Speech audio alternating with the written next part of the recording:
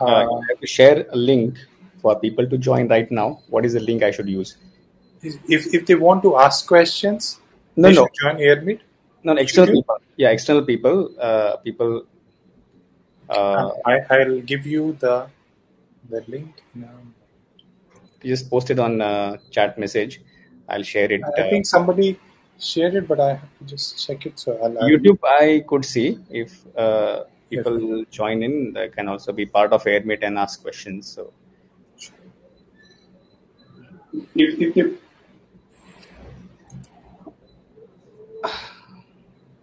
yeah.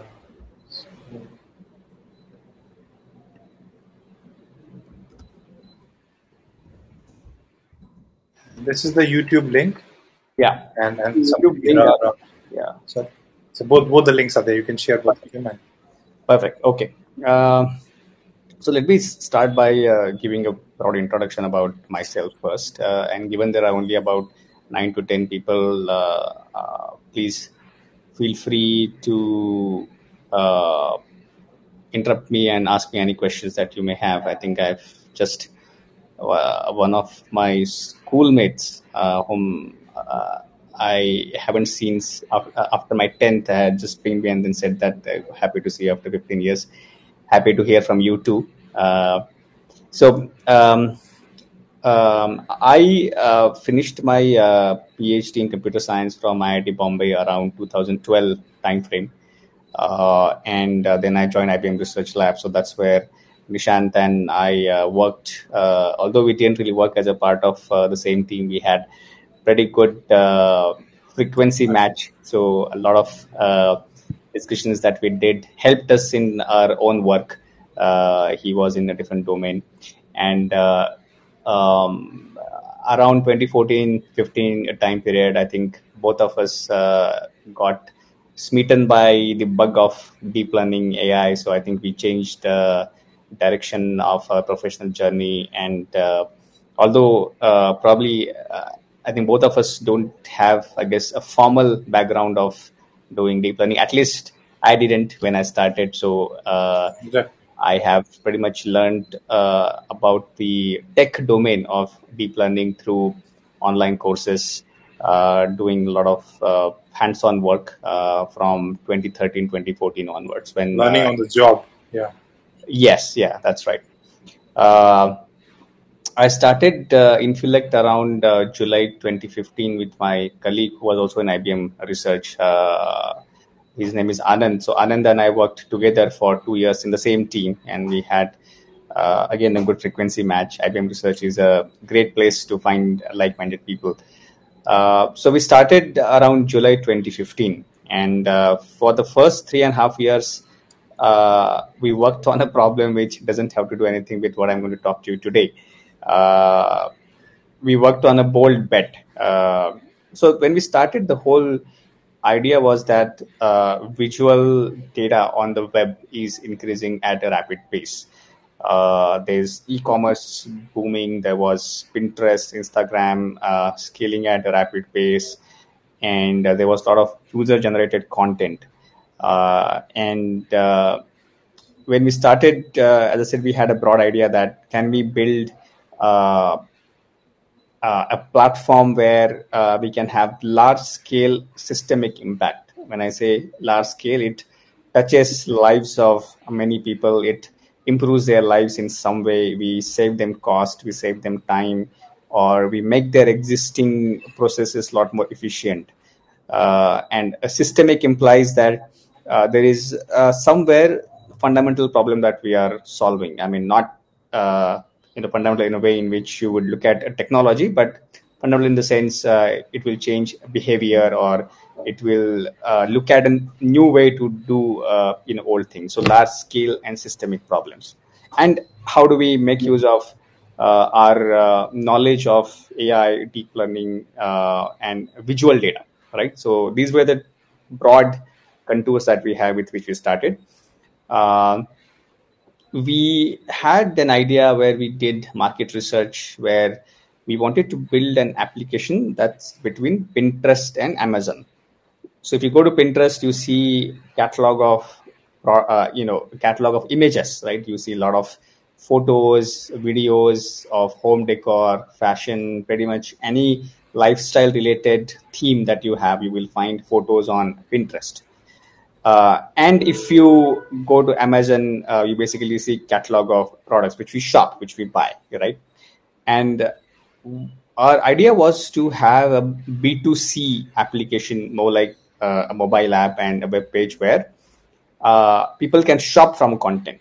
And the thesis was that it will save time because people anyway spend time on Pinterest to look at what they want to shop, discover something new, and then they have to go to Amazon. So the journey was broken. And we felt that we can close the loop and then have a platform which is in between where we could help customers to bring the best of both the worlds onto a single platform for various reasons, primarily being the problem was niche, use case was niche. We could not scale the platform beyond 200,000 to 250,000 users. Even today, there is no such platform which is as prominent as Pinterest and Amazon. And that was one of the learnings that we had in our initial 3.5 years, where uh, understanding domain, understanding depth of the problem. And when I say problem, I'm not talking about technology as such. It's more about the uh, underlying business aspects, right? I mean, how many people have this problem? What is the pain point? What is the value of not solving that problem? I think that is a better way to look at it, right? So you can just reverse that question and say, what happens if I don't solve this question, right? And if it's going to be earthquake, if you don't solve this problem, then it is a problem that is worth solving, jumping into. So that was a good learning. And around October 2018 or so, we pivoted to what we do today. We by So by let me.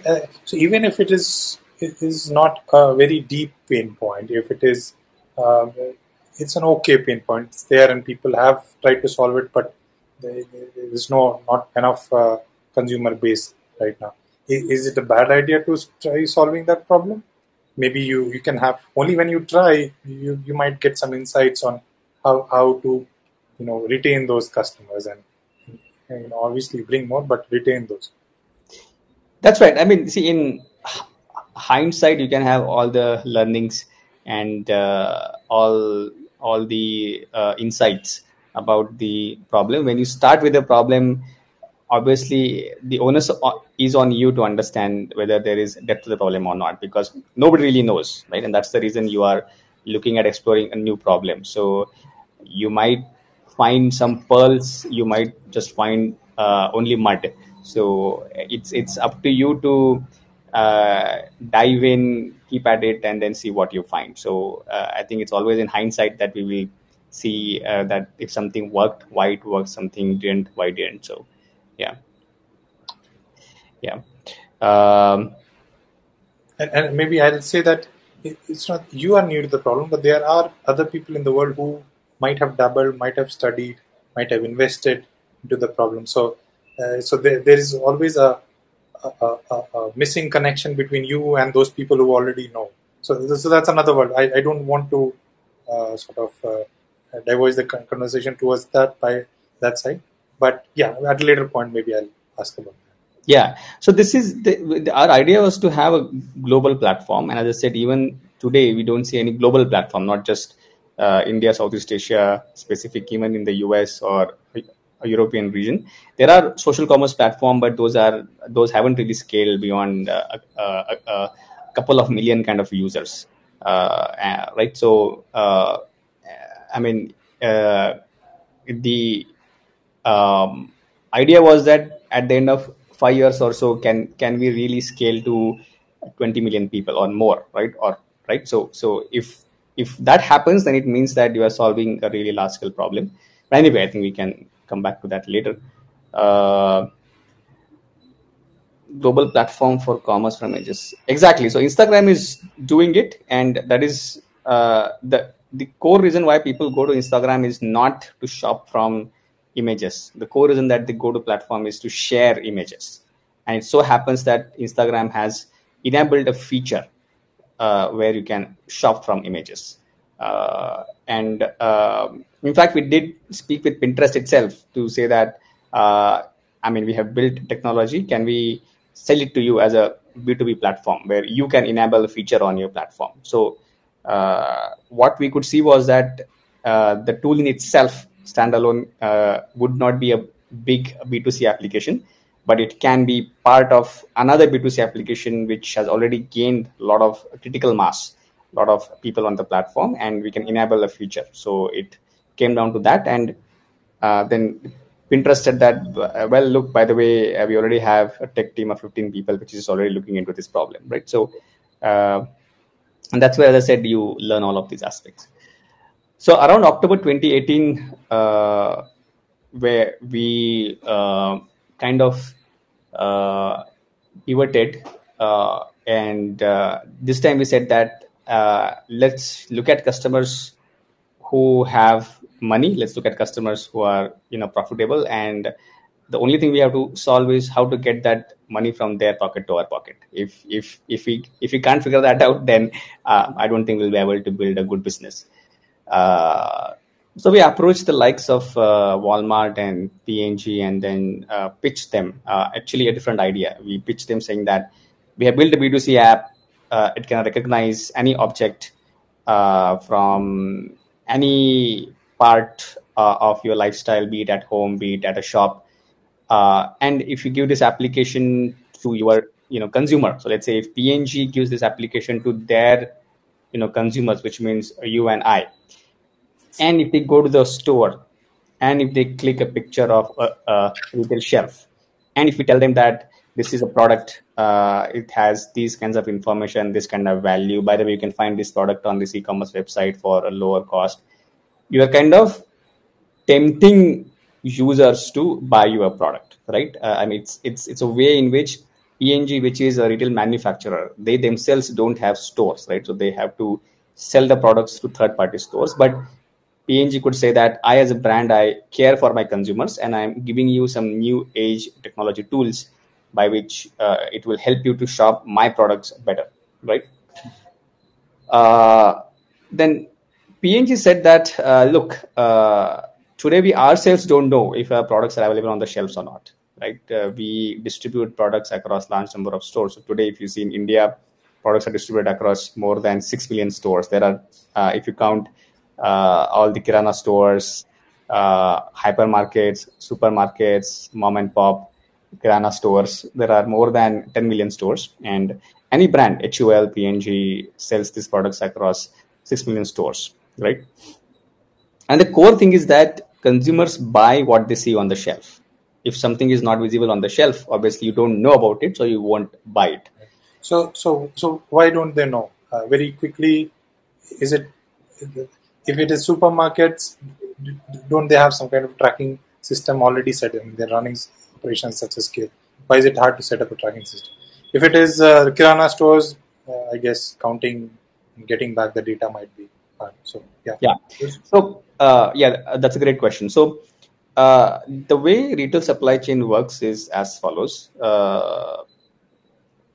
P&G's salesman would go to a store and take order saying that I have these many items to sell to you. What are items that you want to buy? And I will take that order, and my distributor or P&G itself could distribute these products into your store, right? Sometimes stores themselves have IT systems by which P&G says that you come to our website and you can place order, right? So there is order taking or order placement part, right? So a store like, let's say you take DMart, right? I think that perhaps all of us know DMart stores or Reliance retail stores or Nilgiris, right? Any such store, you take that example. The store would either place orders in itself to a retail manufacturer to say that I want to buy, let's say, 10 bottles of shampoo, right? Or a salesman of P&G would go to the store and then take that order saying that I want to sell my stuff to you, so you give me order, right? Next, what happens is, and a lot of things are synchronized after that, right? So next day, P&G's distributor, or as I said, P&G itself, ships these products to the store. So that is typically called as sell in data, which means you are selling that data into a store. Sell in data, right? Because stores don't really have a lot of space, right? They have back offices and they have shelves. These are the only two properties that they have. And I mean, obviously, distributors have a lot of warehouses, right, inside a city. P&G also has warehouses inside a city. From there, the products will get distributed to a store, but the store itself doesn't really have a lot of space to store the products. Now, store has two options, right? Get the stock it in the back office, and after that, place it from back office on the shelf, right? So the on-shelf data is typically called as retail execution data, which means the products are executed on the shelf. So that's called retail execution data. Like computer programs executed on the hardware, yeah. Exactly, yeah. And then when somebody buys the product, let's say I go to the store and buy a product, that is called point of sale or sell out data, which means the product is sold out of the store, right? Today, if you see brands have, I mean, I say brand, I mean P&G kind of companies, right? So a retail manufacturer and brand, I'm just using these words interchangeably. So they have, to some extent, access to sell in data. Whenever they sell to stores directly, they have that data because their IT systems capture that. Whenever they sell it through a distributor, not often they have, because they may have 100 different distributors. So, and each distributor may have a different IT system. So unless distributor gives the data back to a brand, right? Brands don't have access to this data real time, right? They may get access to it because distributor has to settle payments with the brands because they have bought items from the brand. So brand has to know, right, a few things. So it will get settled, but they won't get access to real time data, right? So selling data partially is available. Retail execution data, unless we are there, is not available because somebody has to go in the store, either manually inspect the retail shelves and count that, or they have to use our tool to take pictures and then get data. And I'll come to it, who takes pictures, why, where, right? Sell out data, point of sale data, is again very fragmented unless there are hypermarkets, right, which are typically modern trade stores. Unless they share that data back with the brand, and when they share that, it will be only about the brand's products, because of the Competition Commission of India, or for that matter, this kind of competition commission exists in pretty much every country. A retail store cannot share data of all the transactions of other brands with, let's say, P&G, right? So sell in, retail execution, sell out, right? Sell in is partially available. Sell out is most not available in real time, most not available. And if at all it is available, it is with respect to the brand's own products. And I mean, in US or in Europe, there are some retail chains which are modern, with whom brands like P&G have contracts wherein that data is available in real time. But apart from that, and that is maybe hardly 1% of the overall sales, right? So 99% of the data is not available. So then what P&G is saying So is I that, get a sense that the data is fragmented. There are different data platforms. That is one issue, but data could be available, but at a later point, and that's not satisfactory. There's a strong need that the data should be available real time so that they can act on it. yeah, exactly, right? So the thing about CPG FMCG industry is that a lot of items are perishable, and because the stores themselves don't have enough capacity to stock, if consumers buy the products, right, and if they are out of stock, if you don't take real time action, new consumers may come in, but they won't find the products. So typically there are, I mean, some stores where the distribution is done sometimes every day. Some stores it is every 3 days, some stores every week. primarily because the stores don't have enough capacity. Now, then it is about what do I have to distribute. I mean, what kind of products I should take order for, right? And for that, if I know that on the shelf this product was available, not available, it helps me to understand what kind of products I. Why did sell happen? Why did it didn't happen? Yeah, so point of sale data, for example, won't tell you if some items are overstocked. Those are never going to appear in your sellout data, right? But you don't know about that, right? And if that sellout data is not shared on the same day or the same week, you don't know about that, right? So, and even otherwise, even if that sellout data is shared, right? Brand doesn't know whether these items are in back office or on the shelf. Those could be in back office. The store never placed those items on the shelf, and hence those are not sold. So you don't know what is actually happening in the store. That's true. So, right. So, so now what happens is most of these brands, right, also have field force. When I say field force, there are people on the ground whose job is to visit at least 6 to 8 stores every day, where they do some kind of reference merchandising.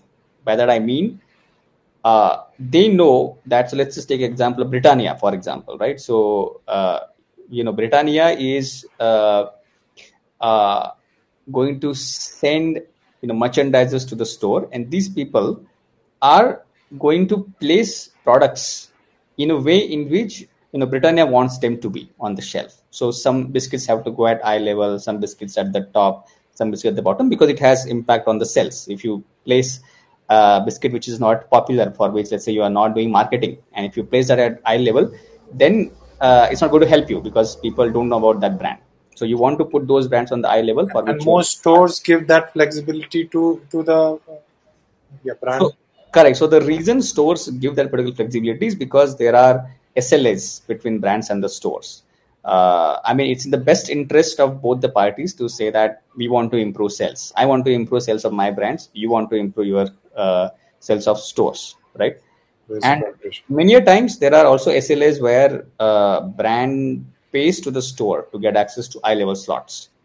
So then it implies that the store has to allow brand people, because brands say, I am paying you, right? So you need to allow my people to come in the store and do reference merchandising. They don't spend more than half an hour to 1 hour, and it is typically done at the beginning of the week. So what happens is, after this reference merchandising, if an item is bought, store staff knows how to replenish. So they know that these brands have to go at eye level. So if consumers buy, let's say, those products in a day, let's say half day has passed, and you see that some brands are out of stock, the store staff knows, because in the morning the person had come and then a reference merchandising. Store staff knows that I need to replenish this particular hole, right? So merchandisers have been in existence. So for this reason, right, that brands care about their visibility in the store, this whole domain of providing field force to the brands has been there since decades or centuries. I mean, there are some companies in the US which were started by families. They have been there for 50 years or 60 years, whose job is to provide this field force to brands, so that brands can improve their visibility in the store.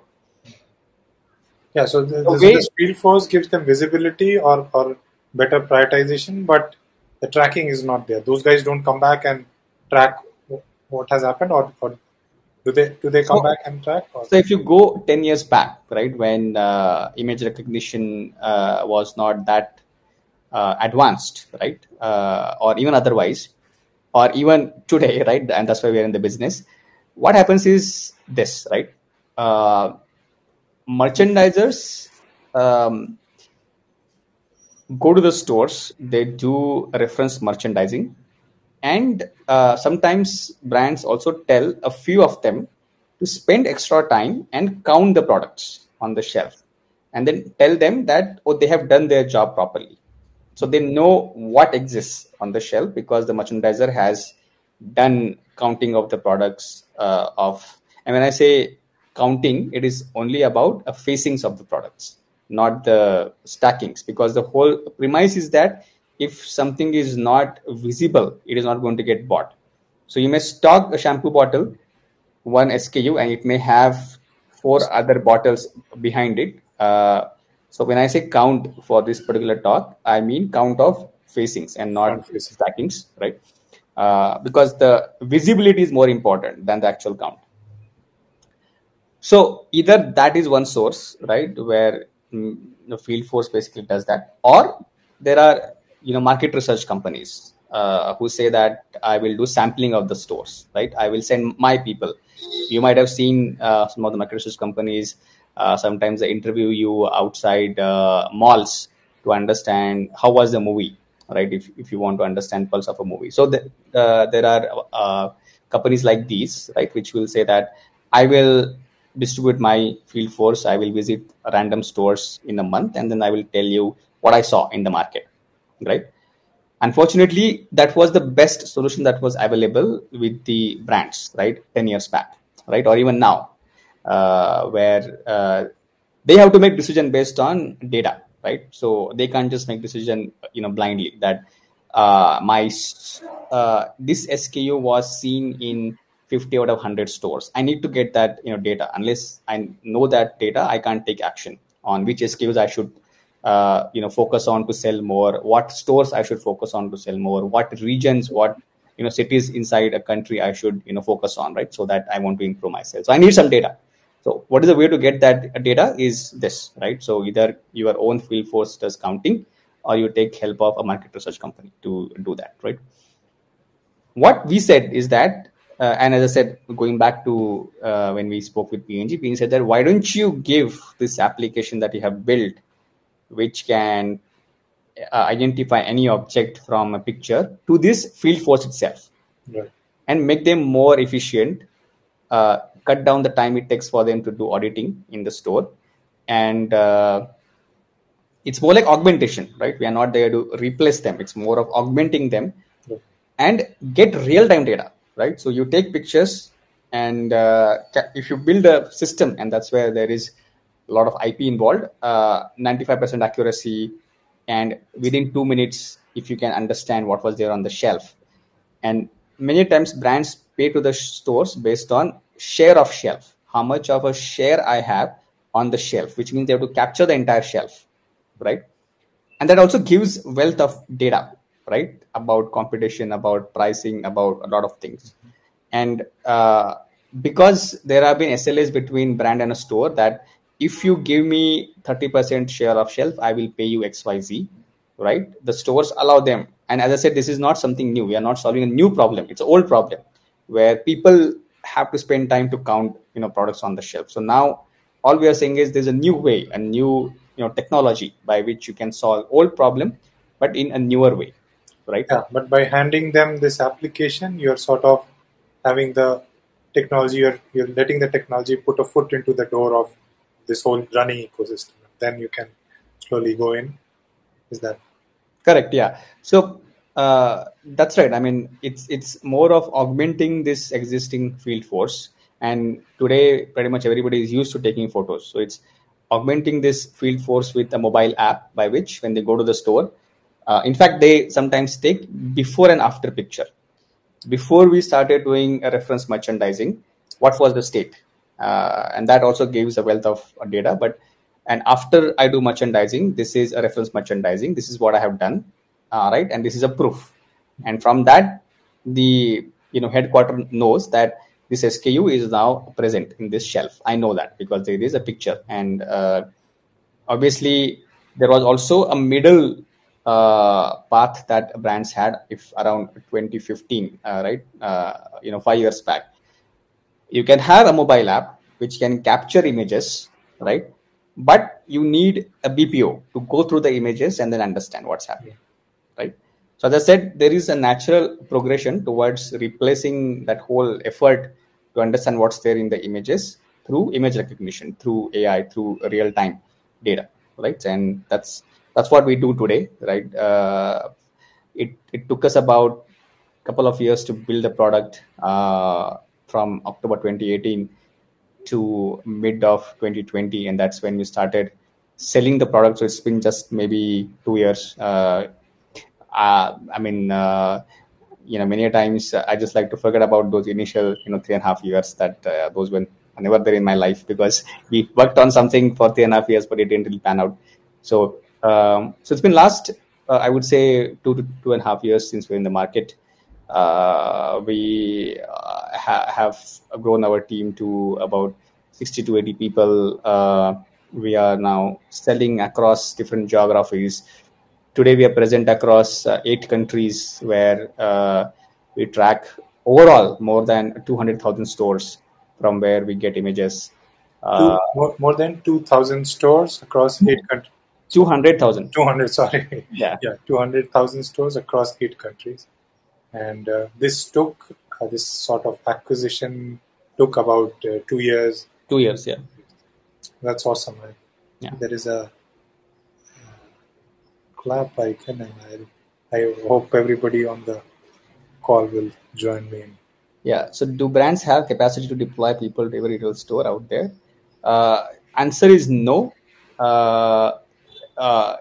What merchandisers today cover is about, and this is across geographies, about 5% to 8% of the stores.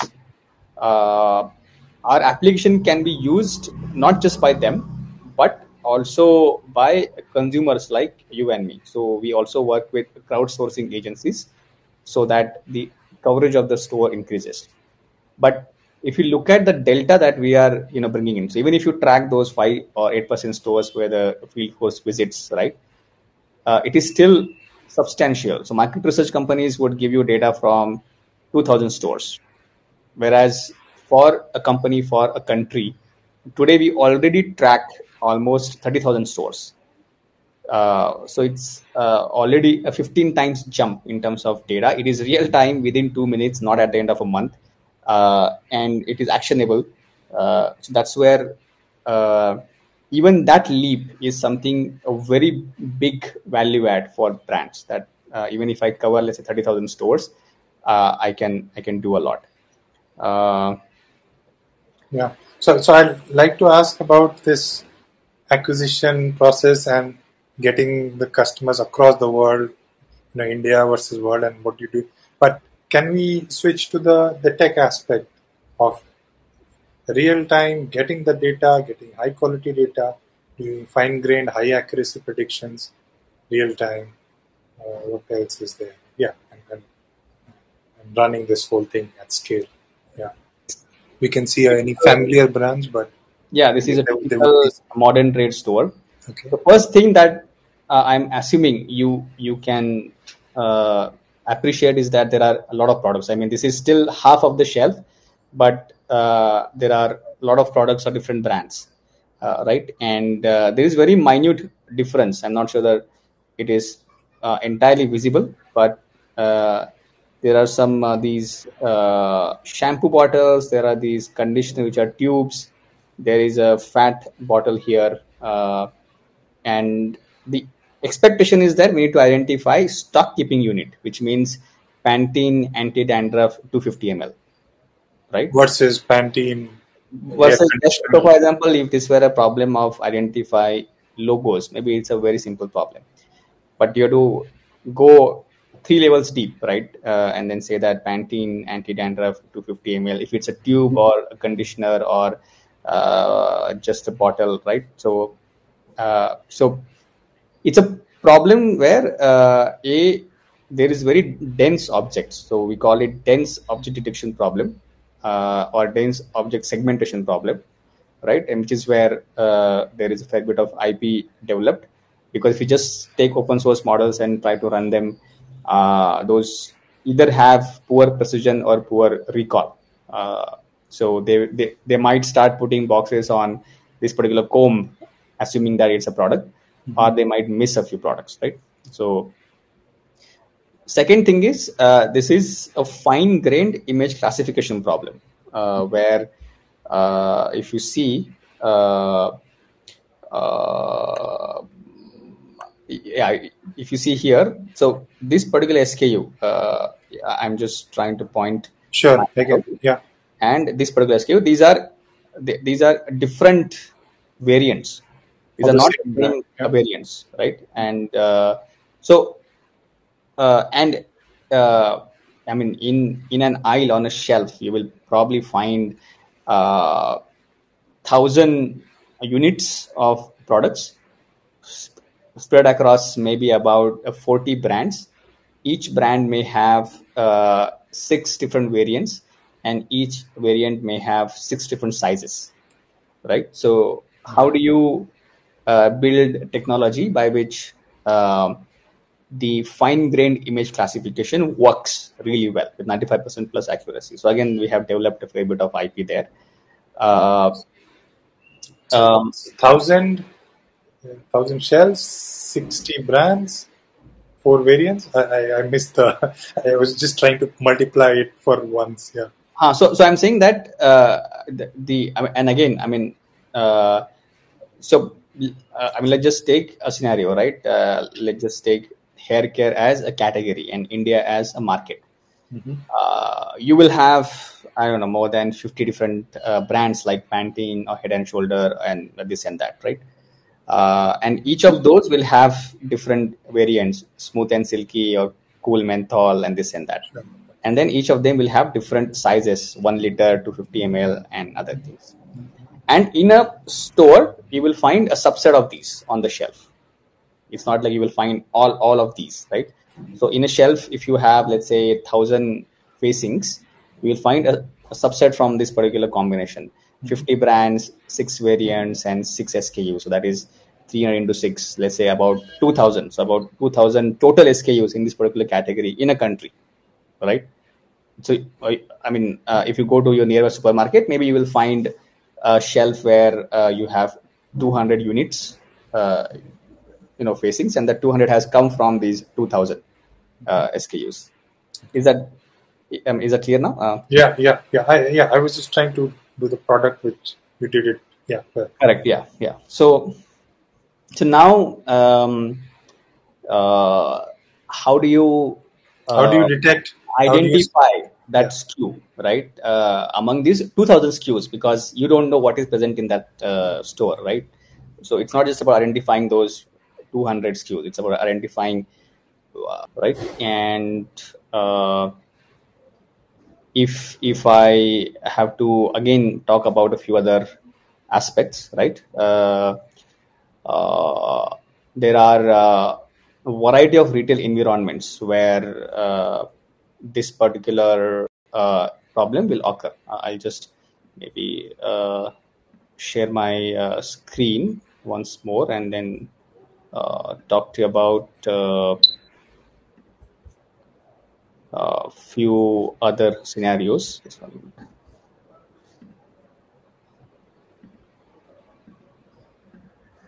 Yeah, I think this is part where we are getting quite a few questions also about how is the data acquired? How do you have overlapping images of the same shelf? Because the shelf might be wide.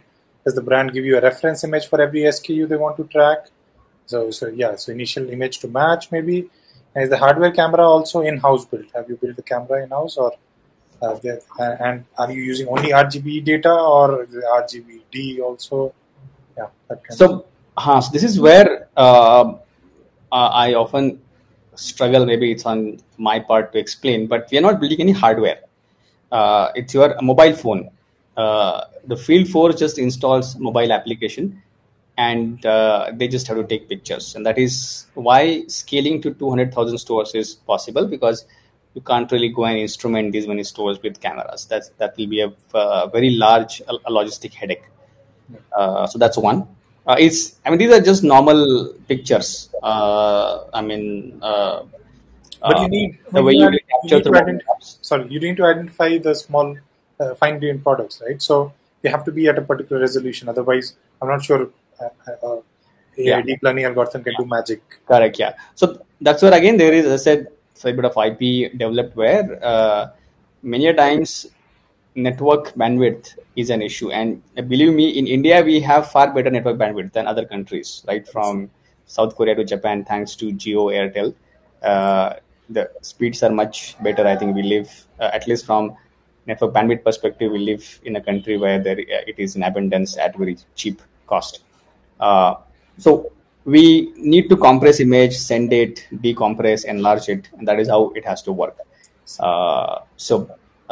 Images are captured with very high resolution, right? But if you capture, let's say, 30 photos in a store, and if each is of 4 MB, you are at 280 MB, and that is just for one category in a store, right? So it is just not feasible to ship those images to the cloud, or even if you have to do on-device AI to get insights actions within just 2 minutes, right? So shipping itself will consume maybe 10 minutes, right? Or if you have to do on-device AI, the processing itself will take a lot of time. So that is where, when it comes to solving problem in practice in real time, that is where all of these system level challenges also come in, right? Yeah. Are there any other questions? I'm not able to see. I think the question you didn't answer was, does the brand give you a reference image for every SKU? Correct. So yeah, correct. So basically, the brands would provide pack shot. So if you go to e-commerce site, you will find that pack shot when you have to buy a product. It's the same pack shot that is given to us. It's a 2D flat image, just like you take picture of a product, and just like that. So most often brands have that catalog with them. So that is basically a reference pattern that we get along with the name of the SKU. Maybe jumping ahead, do you customize the model for particular stores? Not to particular stores, and that is where again challenges in terms of how do you build a common AI platform by which you can onboard a new customer with in a speedy manner, right? So customers don't have a lot of patience. They want to go to market early, and if you have to train AI models where you have to work with a brand in a country and they themselves have, let's say, 1,000 SKUs for different categories. So we saw an example of just one category having 2,000 SKUs for all the brands in that market. If you take one particular company like P&G, they might have, let's say, 300 SKUs out of these 2,000, but P&G may be selling products across 15 different categories. So you're looking at 15 into 300. So those many SKUs have to be configured, and the IR has to work in real time, right? So that is where the challenges of how do you build platform, how do you build automation, and train your AI platform to identify that SKU in any store, in any kind of environment. Because if you have to build models for, if you want to split the stores and then build models for each store, the number of models that you have to keep track of, maintenance of those models will again become a logistic overhead. So how do you minimize that overhead of training, maintaining, enhancing the products? Because customers are going to add more and more stores. The SKUs on the shelf are going to change, right? And how do you essentially build your AI platform where, as I said, training, maintenance, enhancement is not a headache for you? That is where again the AI ops kind of system makes more impact. Right?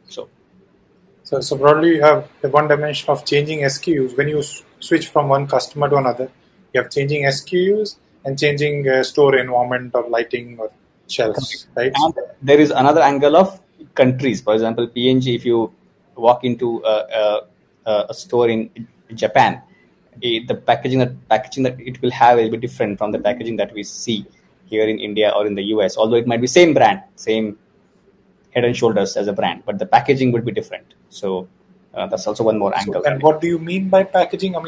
Bottles are bottle shape. So for example, the pattern on the images that would be in Japanese. I mean, if you're displaying a brand logo, that would be in Japanese, right? I mean, So text, yeah, text text. always is A lot of things localized. will Yeah. change because the demography there may not relate to a foreign brand. So, and that's where, if you see even here, many a times, well, HUL sells their products. There is a lot of local language, primarily Hindi language, that's there on the bottles, right? A few bottles. So that's again one more issue. But thankfully, because it is all image recognition, you can still reduce that problem to identifying patterns from the images. Yeah, and at scale and very fine grained level. So Correct. there's a lot of magic happening there. Yeah, if you can tell more about, whatever part of the magic. Yeah. Right. So, I mean, I would rather also talk about more than that magic, the aspect that probably engineers or including me, right? We kind of underestimate the system level efforts that are required to make things work, right? So, if I just take that example of hair care category, and you have to identify 2000 patterns from any store, and if you're building your AI pipeline, likely it's not going to be just a single model, it's going to be a chain of models. And then you have to think about microservices that you deploy. If you have to support scale of, let's say, 20,000 stores being visited every day, the number of images that will come to you will be very high. You have to look at a peak load and then see how do you scale the overall pipeline, right? Again, I'm assuming that the AI works with real-time accuracy and other things, right? So that again, one more aspect. But many times building such systems can create real business value add, where customers see that I'm getting data in real time, right? So that will create a real business value add. At the same time, you have to be cost conscious of your cost. So how do you be cost conscious? That's also one more aspect, right? And because there is a lot of dynamicity on the shelf, the SKUs are going to change. As I said, customers are going to expand across new stores. The way you would capture a photo in a modern trade store is going to be different from the way you would capture it in a general trade store. The product could be up there as a part of a shelf somewhere at the top with a glass window, so it is not really visible. But I mean, if a human looks at it, you know that it is this SKU A. But how do you train AI models? And it's the same AI model, right? If you think about customizing it for different stores, other things, as I said, the management of AI models will become an issue, right? So a lot of these aspects, how do you automate it becomes an issue. I'm deliberately still talking about problems, because I think we can read research papers, we can look at blogs, and we could come to know what are the way in which you can train a very high accuracy AI model, right? So I mean, I'm not here to talk about that. I'm here to talk about what are the real life challenges that you face when you have to build a product and scale AI systems, right? So these are some of the problems. So, for example, a very simple thing, right? How do you know your AI model is working with very high accuracy? I mean, how do you know that, right? Do you have deployed your a model? How do you know that it is working at the same accuracy? How do you know that there are no pathological examples that are screwing up the outcome? How do you do then? I mean, then how do you separate out images on which the AI may not work really well? How do you then enhance your AI? How do you auto train your AI? Maybe you will have to get some data tagged, right? But then how do you avoid that man in the middle kind of approach, right? And can you then understand what is the accuracy of AI on those images and automatically deploy them, right? So these are the typical challenges that you will face when you have to deploy models in practice. I'm not sure, Nishant, how much time we have. We're already We have about half an hour if you want to continue, but yeah, I mean, depends on. understood. Yeah, understood. So error analysis, and it's not just error analysis in silo, but you're working with a particular store or a customer, and they say that this should have been identified better than that. So do you have so you need a sort of error analysis team which has a customer facing. Do you need to have that, or it's mostly technical people? I mean, the technical guys can give some reports, and that is good enough for the end customers.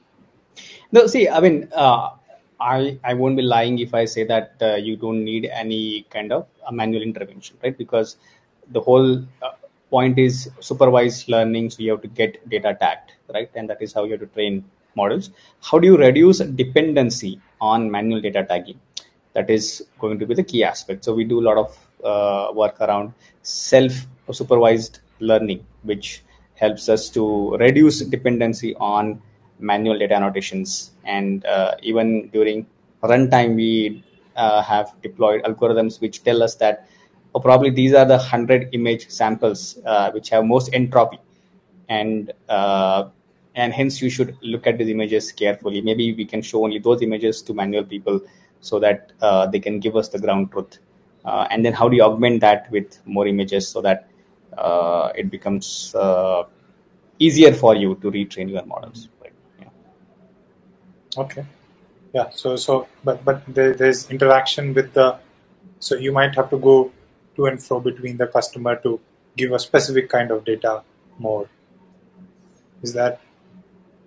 So, I mean, we don't really have to go back to customer to give data as such. Customers use our tool to get access to data. The systems basically work autonomously once we get images. So it's mainly about capturing images in the store. After we get images, there is automation in place. So customers get access to data through dashboard, through APIs. So that is how they derive value out of it. So that is another aspect. So this is just the core recognition and finding the SKU, but then there's a report building platform on top of them, which has to be interfaced in a proper way with the customer, right? No, absolutely. Yeah. I mean, in the end, you have to generate value in the life of customer. You have to make it very easy. They don't care, frankly speaking, if you're using deep learning, machine learning, RESTnet, DenseNet, AI, not AI, people, not people. They don't care about that, right? So in the end, if your value prop is that you get real-time data about your in-store execution at scale with recommendations and actions by which you can take decisions and improve your life, optimize supply chains, save cost, improve your sales. So one of the anecdotes that I often give to both customers as well as internally is because we can get data in real time, many times it saves additional trip for sales rep to get items from warehouse to the store, or it optimizes those trips. And we don't really provide that kind of optimization today, right? We have that work in progress, but we know that customers take such decisions because they say that, well, yeah, I mean, I could have been required to make 10 trips from warehouse to the store. Now I'm making only 7 trips. So we are doing our bit to make sure that CO2 emissions are less and it is creating value to customers. Okay. So there are a couple of questions, right? From what's the tech stack, PyTorch model, custom train. I think you talked about some challenges in model building. What about competition in this area? Key parameters emerging as a leader in this retail AI domain. And can you share the hierarchy of detection for one store, one customer? How many levels of model? How complex was it? Yeah. You can draw the whole table. One more question. Are you working with Nielsen? So, see, market research firms are our partners.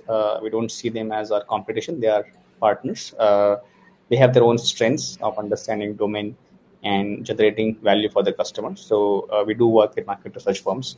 What's the tech stack? So, it's primarily around TensorFlow and PyTorch, primarily PyTorch, I would say. See, challenges in model building, uh, most often, uh, download open source repository and train models doesn't work, because even if you read research papers, there are results which are cherry picked. And even if you look at MAP of models like Detectron or any such models, those MAPs are not very high. Those are around maybe 75%, 85 percent. Is very funny, anecdote that I share again with customers and teams, right? That this ImageNet top one accuracy, if you see, even today it hasn't crossed, I think, 90%, right? Top one accuracy. I'm talking about top one, right? Yeah. And that is what we need. I remember you saying this about 6 years back in some presentation also. So I think it has. Yeah, but if you read, but if you read news articles, or if you talk to customers, or even when we talk to investors, investors say, "Oh, this problem is solved, right? Image recognition problem is solved. You can just take open source and then build models which can work with 99% accuracy." In practice, it doesn't work that way, primarily because top 5 is not what our customers want. Our customers want top 1, right? SKU present and not present, right? That is a decision that they have to make. If you just say among these top 5 there is some SKU present, then it's not going to help them, right? So that's where the challenges are, right? Where how do you tinker with open source? I don't claim to say that we are doing, we are pouring millions of dollars to do very core research on what is DenseNet++, and that is not what I'm saying. I'm saying that get inspired from open source system. Both Nishant and I were part of it once upon a time when we were in IBM Research, where we used to publish papers. But get inspired from that, but then think about what is it that you need to do to customize it for your own use case. What are things that you need to tinker with so that it works and it really gives you that 95% plus top one, right? So that is where most of the challenges are, if you ask me. So What do you think? a related question is, we talked a bit about history, right?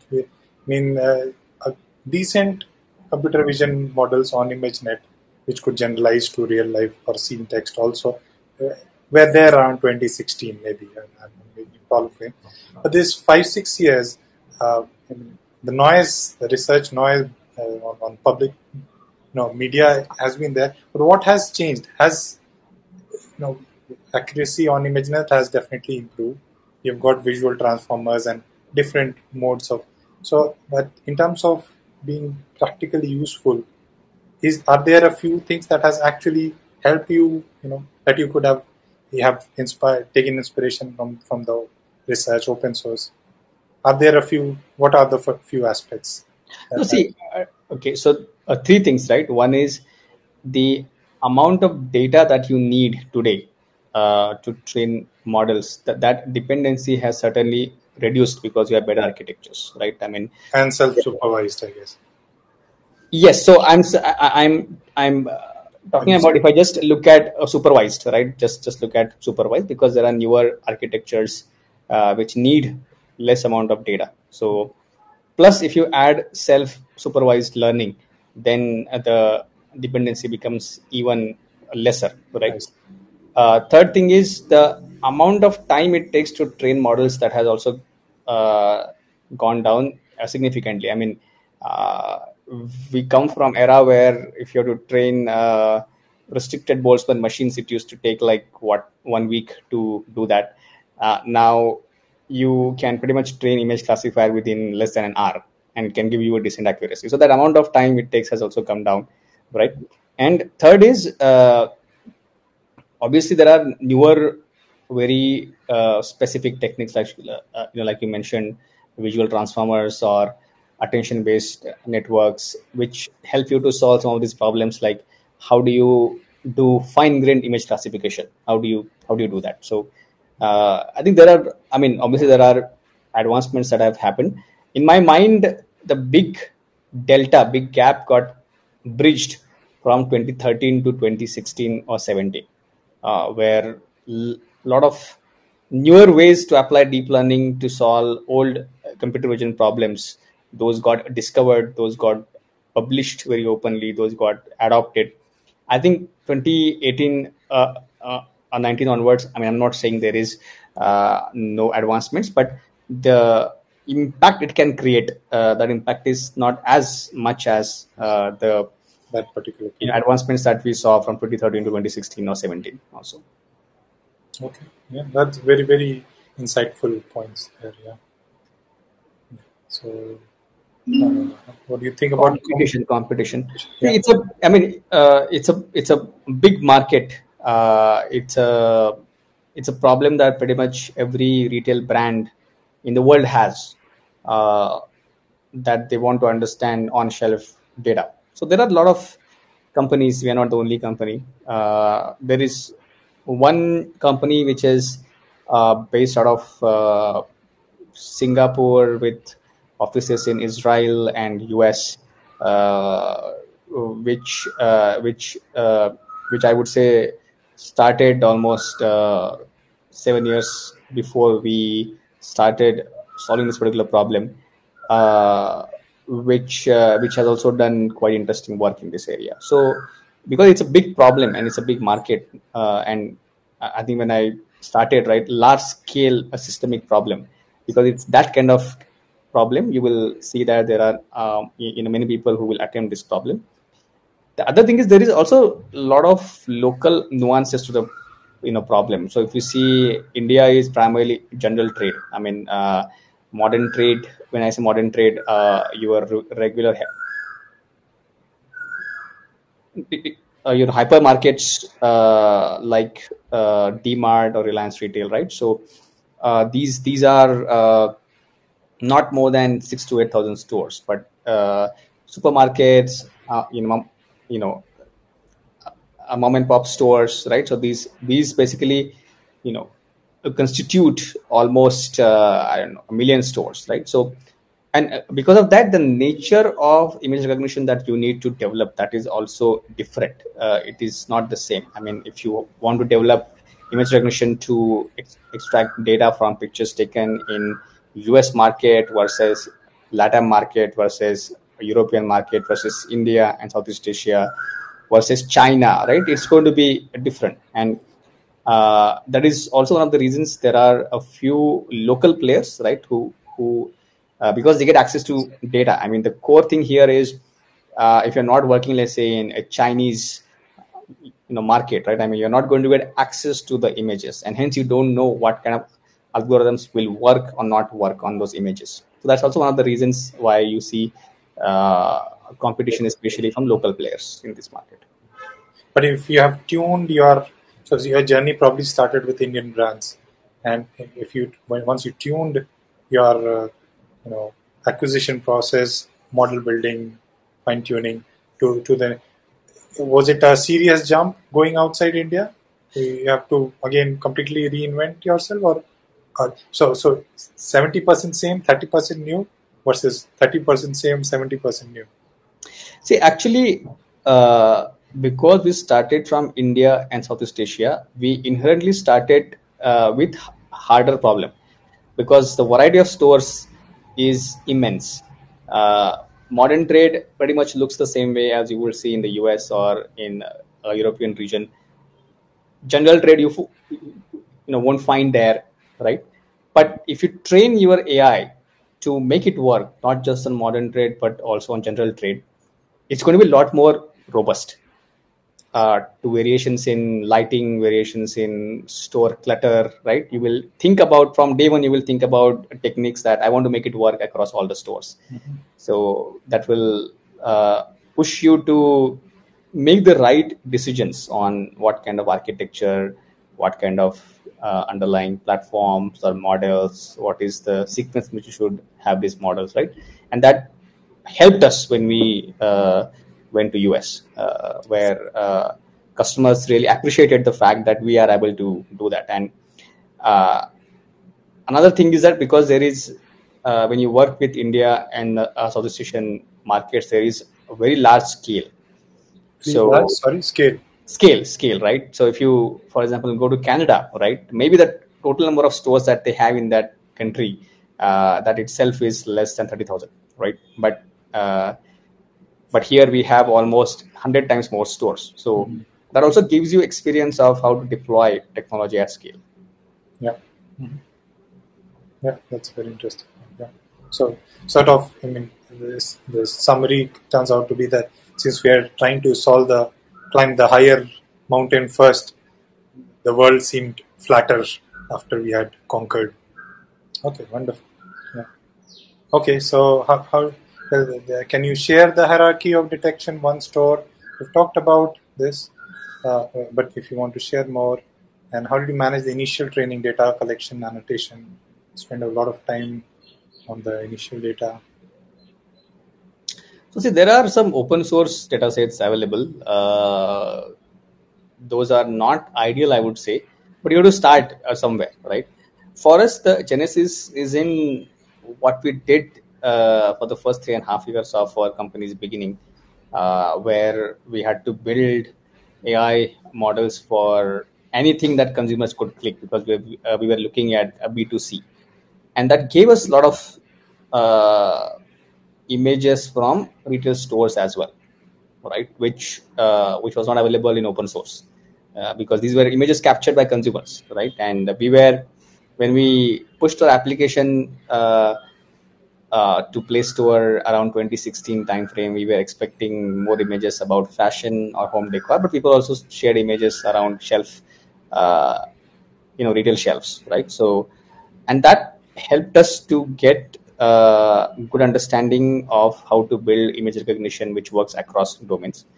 Uh, uh, of course, there is, as I said, because it's supervised learning, right? You need to tag data. I mean, as I said, I would be lying if I say that we have discovered unsupervised learning, which doesn't really need any kind of data tagging, right? I mean, that is not true.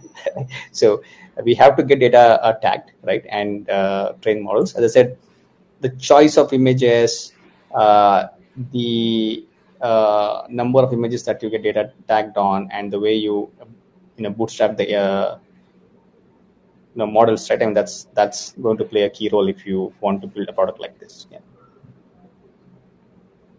Sounds good. Yeah. There's one question coming in. Are there no Chinese competitors? There are. I think the question would have been, what do you do with your several Chinese competitors? No, I mean, see, again, if you see, I mean, as I said, we still haven't entered Chinese market, right? And this is, I mean, because this is telecasted, obviously a lot of competition and investors and other people will view this. I'm sure Nishant has a great reach where these. Definitely. Yeah. So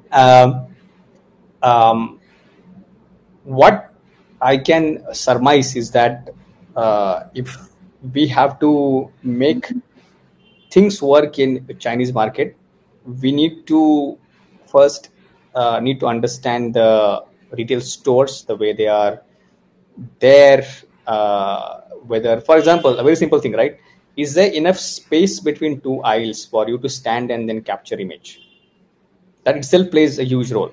So if you have cramped stores in a country, then I don't think it's going to work because there is just not enough space for you to capture images, right? And we have again devised different ways to do that. But I'm saying what we have done here is not 100% going to work perhaps in Chinese market, and hence if some Chinese company has done it there, right, locally, high chance that it may not work outside China, right? So that's where when we have worked with global customers, we haven't really encountered a Chinese company as such. But due respect, I think, as I said, China is a big market. I think they themselves have a very huge market.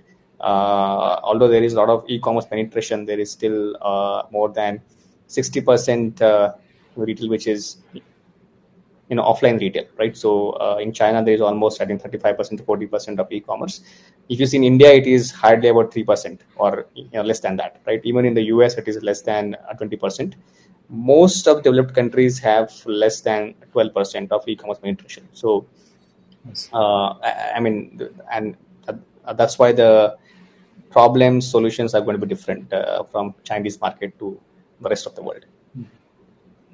That's very good. Yeah, I'm not sure if you want to address this. Can you explain how you used self-supervised learning? Going back to the technical angle. So, I mean, see, very simple thing, right? So, let's say you are training object detector, right? And you have trained it on maybe just 1,000 images, right? And let's say you have access to 1 million images. Can you basically run that on those 1 million images? It will result in some kind of predictions.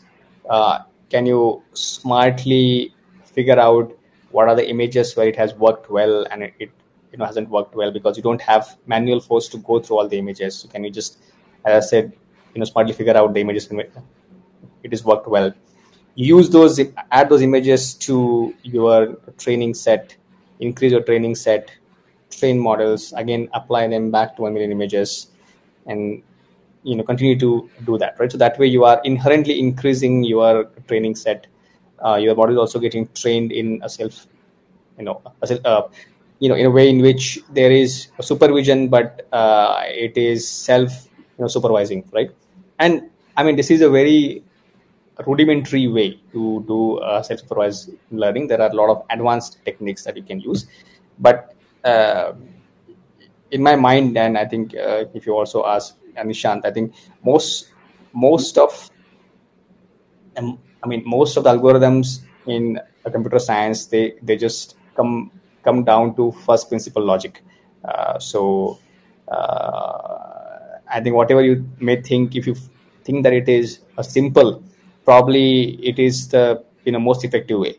If you think about something very complex, right, most likely it's not going to work. So yeah. So that is a great piece of wisdom about thinking from first principles, and whether you are doing technical stuff or, I guess, since you have so much business experience now, I would also push that wisdom to that domain. If you approach things in a simple manner, you have a greater chance of scaling. And yeah, what do you think?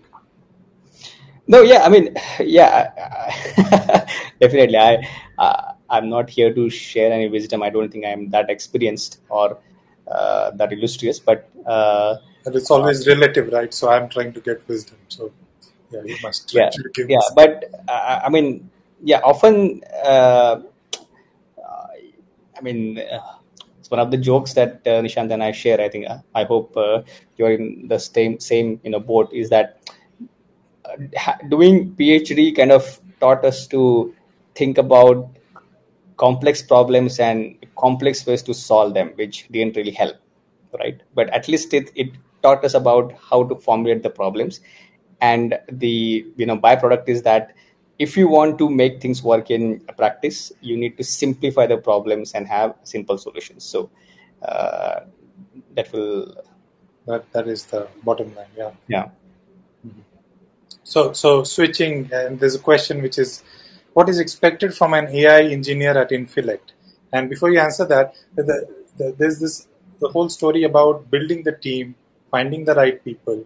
You've been doing this for 5-6 years, where earlier there were less trained people who had less. For example, the AI ops part might have been nearing zero, people trained in that. And so how did you go about finding the right people, recruiting them, keeping them, training them, and with the confidence that you'll be, you can rely on them to build something huge? So I mean, to be honest, I was quite pleased and surprised to see talent across the country coming from IIT. I think the talent in IIT is overrated. If you ask me, including because I'm also from the same system, right? That also applies to me. But there are a lot of talented engineers out there who again think from first principles, who are not afraid to go against the wave, who can build systems, who can understand math, who understand the impact that AI can create on business. And these combinations are very rare. And we have been fortunate to find some of these gems as a part of our team, who also wanted to be a part of a startup journey, sail with the challenges, right? Um, um, so the usual process that we have, I would say, is a bit stringent, where we give more like a take-home assignment. We say that it's open book. You can use anything in the world, known unknown, to solve this particular problem. We are not looking for a full-fledged solution, but we look for whether there is a good knack of software engineering. Is there a good knack to solve problems? Is there a good knack to understand AI, think about a different way to solve the problem, or so on and so forth. And that filter basically helps us to uncover that talent from a large pool of people who apply to us, right? What is expected from an AI engineer? And I'm glad that you have word engineer and not developer, because in my mind, engineer is somebody who has to think about problem, design the problem formulation, solve the problem, implement it, execute it, and then deploy. It is not just develop code and then I'm done. It's about the whole mindset of how do you solve a problem, right? And that is exactly what we expect from our engineers, right? That you are here to solve a problem, which also means if you feel that something needs to be automated, right? Yeah, right. So go and do it, right? If you feel that there is an internal library that we have to build because the data augmentation out there doesn't really work for our use case, right? So go and build it, right? So so that is I would say the mindset and expectation that we have from engineers, that solve a problem, right? The other important thing that I would say is not talked about is software engineering skill. So before you become AI engineer, you are still a software engineer, which means basic skill sets like how to manage repositories, how to manage documentation, how to write optimized code, how to write different functions in a way in which your code is not lengthy, right? That is also something that we try to emphasize and inculcate in our team, because if that is not in place, I don't think any kind of AI is going to work, because the goal is to deploy AI at scale. So if the software is not built properly, no matter if your model is 95% or 99%, right? If it breaks, you don't know where it's going to break and you don't know how to fix it.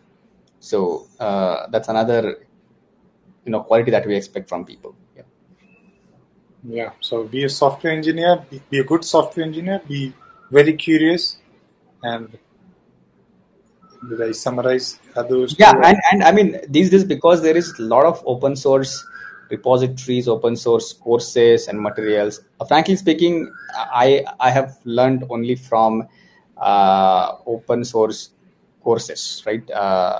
And I feel if I can learn, I think anybody else can learn too. And in that way, if you are a good problem solver, if you are a good software engineer, it is very easy for you to be a kick-ass AI engineer. So, yeah, we are nearing the end of the session, and you have been an amazing audience. Thank you, audience, for asking such interesting questions and keeping Vijay and very very uh, you know help us gain many aspects of his expertise and knowledge. And Vijay, it was awesome having you. Share your experience building. So it's amazing how we shifted between the business aspects and the technical aspect. Uh, and to me, I mean, well, we are working at a somewhat higher level, but they all play. You don't get a wholesome view of even a computer science problem if you're not talking about at least a decent amount of business around it. So I mean, that's my view. So, thank you so much for sharing a broad experience. This kind of experience doesn't.